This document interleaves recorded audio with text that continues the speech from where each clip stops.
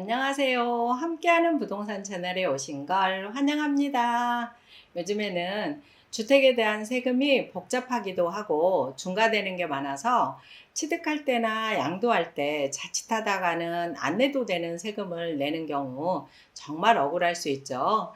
양도세에 대한 일시적인 2주택 비과세 요건이 2022년 5월 10일 이후로 양도하는 것부터는 신규 주택 취득 후에 1년 안에 파는 거에서 2년 안에 팔면 되는 걸로 지금 개정이 됐죠. 이에 맞춰 가지고 취득세도 일시적인 2주택 요건이 5월 10일 이후로 종전주택을 처분하는 경우부터는 신규 주택 취득일로부터 1년이 아니고 2년 이내에 종전주택을 양도하면 취득세를 중과하지 않겠다라는 건데요.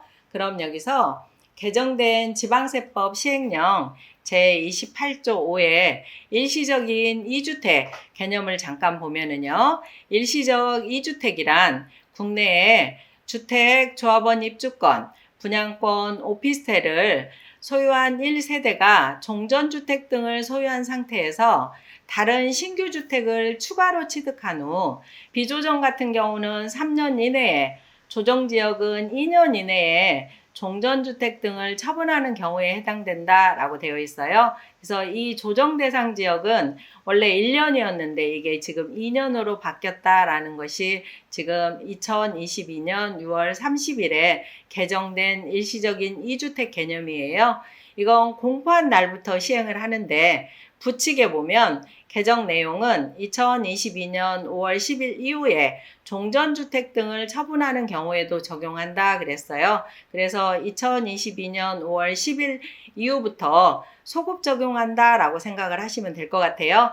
그럼 이 개정된 시행령으로 취득세가 일시적인 2주택으로 중과되지 않고 환급도 될 수 있는 사례를 한번 볼게요.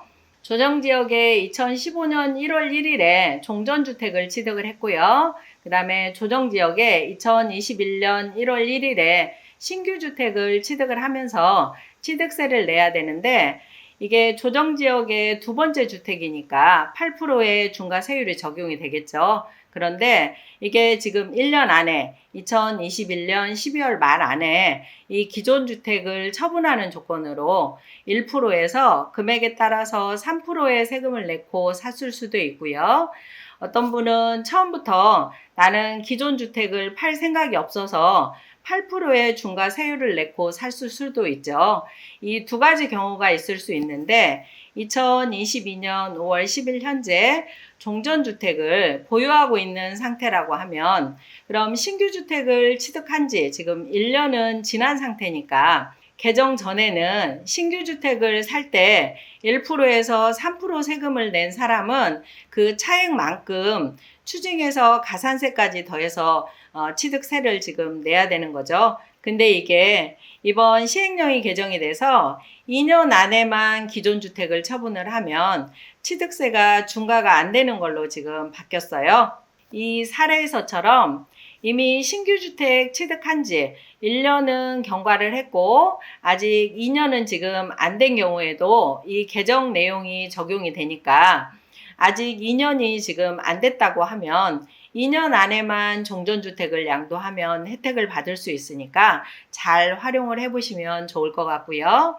또 처음부터 8%의 세금을 낸 분들 중에서 2022년 5월 10일 이후로 이것도 2년 안에 종전주택을 처분을 했다라고 하면 그 차액만큼은 환급도 받을 수 있으니까 여기에 해당이 되시면 해당 지자체 시군구에 경정 신청을 해서 환급을 받는 게 좋겠죠.